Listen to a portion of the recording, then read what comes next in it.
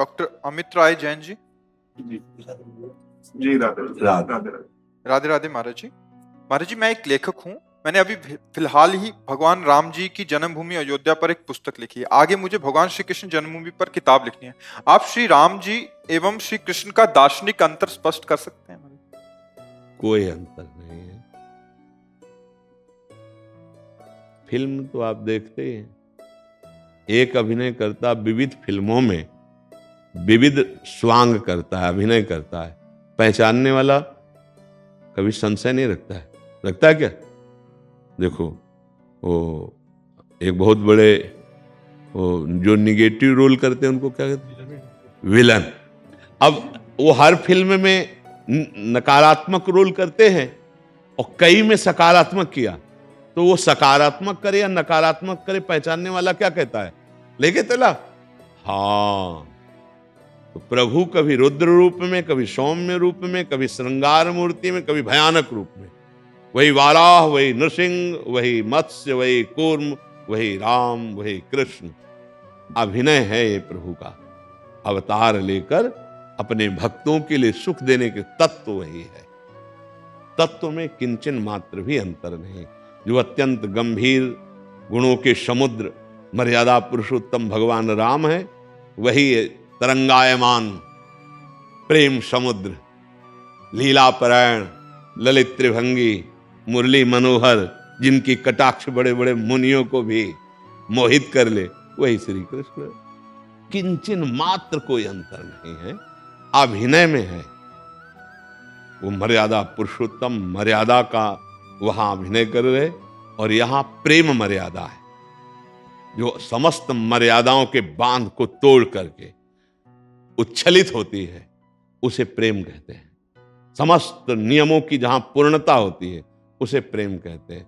जब भगवान श्री राम दंडकारण्य में विचरण कर रहे थे, तो वहां के ऋषियों ने जे ही अजान बाहु भगवान को देखा तो मुग्ध हो गए। अस्थिमात्र हुए रहे शरीरा ऐसे ऋषि, हृदय में प्रबल लालसा हुई कि कब ऐसा होगा कि इनकी बाहें हमारे गले में होंगी और मैं इनके छाती से होऊंगा। मर्यादा पुरुषोत्तम भगवान राम ने उनकी कामनाएं पूर्ण करी और वो ऋषि बने गोपी, और जब भगवान श्री कृष्ण बने तो रास उन्हीं के साथ की। श्रुति की ऋचाएं, दंडकारण्य के ऋषि, मिथिला की वो प्रेमी सखियां, ये सब गोपी बने आके।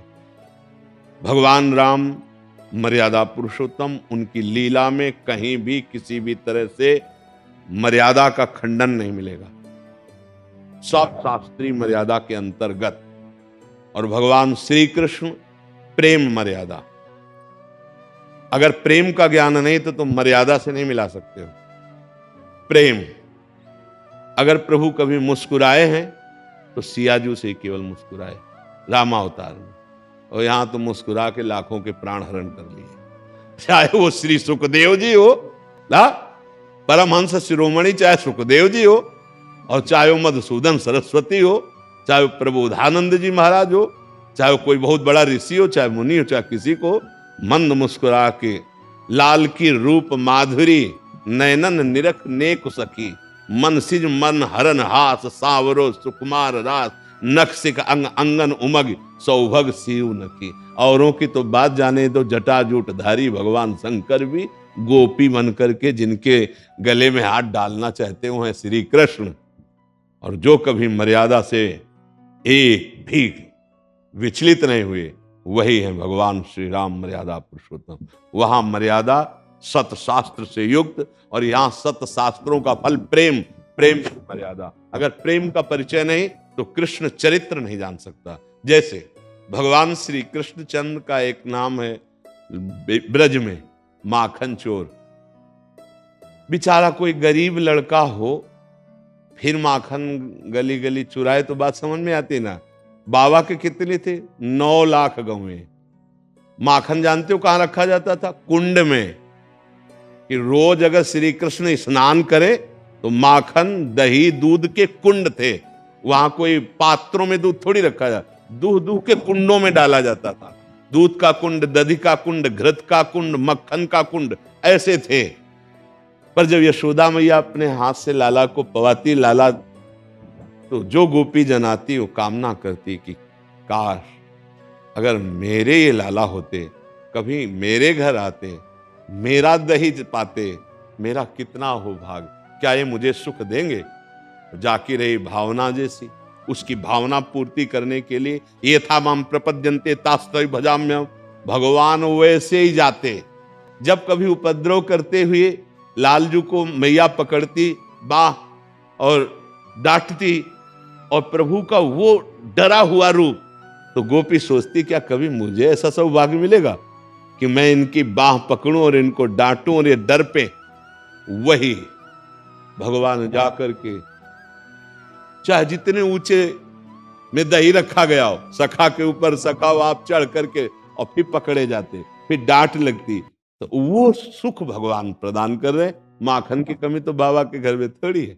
भगवान की लीला को बिना प्रेमी महापुरुष के कोई जान नहीं सकता। हमारे श्री कृष्ण की लीला बड़े टेढ़ी, ये कभी सीधे खड़े नहीं मिलेंगे।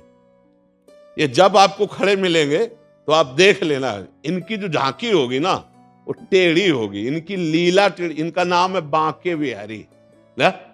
इनको समझ पाना बहुत कठिन है।